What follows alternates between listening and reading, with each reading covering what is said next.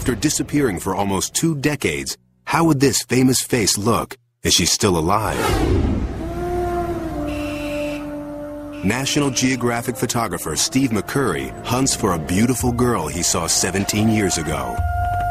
He snapped this famous photo of her, but didn't get her name. She was young and scared, a refugee from the war in Afghanistan. He called her the Afghan girl. She has become really the icon of the Afghan struggle. Her plight and her situations really come to symbolize what's happened here over the last 2 decades. In 2001, the war in Afghanistan has the world's attention. McCurry returns to the refugee camps, determined to find the face from long ago. For weeks, he roams the streets, scouring shops, markets, and schools. The photograph is his only clue. Here's my wife. Yeah, you're sure? His search proves harder than he thought. In this conservative Muslim society, grown women must wear veils. If still alive, the girl would now be about 30, her stunning face hidden from view. We're going to look and see if we can find the records, see if we can find her whereabouts. Look says for the last 3 for this girl. After weeks of looking, McCurry's run out of hope and time. We have a lot of leads still coming in, but I'm going to have to leave today.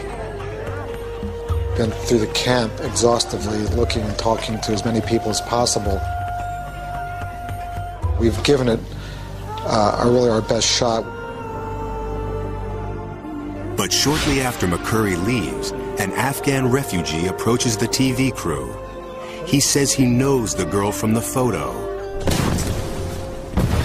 But the woman now lives hours away near Tora Bora, across a border that swallows lives.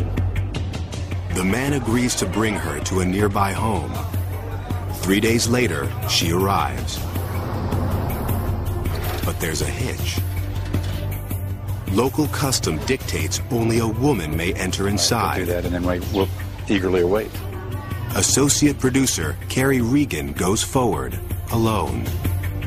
I remember walking to this back room, and there were women sitting around the floor, and they gestured to this figure in the back corner, and she looked up, and I saw these gleaming bright eyes. And for the first time, I thought, you know, we might just have something here. We might just have the Afghan girl. There's one way to know for sure. A new technology called iris mapping. Carrie snaps a photo, which is rushed to a lab in the States. There, experts compare the eyes of the woman with those of the girl. The colored part of the eye is called the iris. The computer maps its subtle pattern. It's as distinctive as a fingerprint.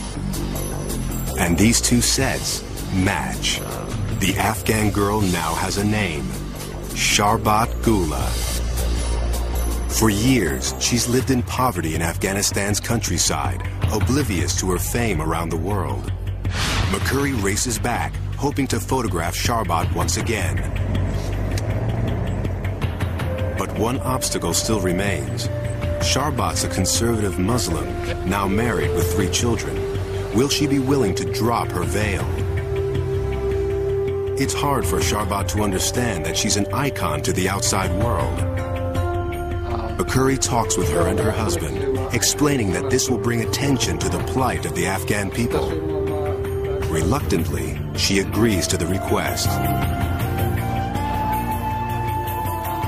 As he sets up the shot, Sharbat drops her veil.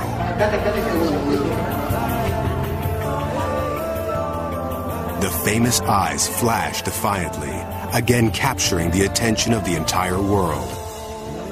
Sharbat's face reveals the sorrow of war, but for McCurry, it sends a message of both courage and hope.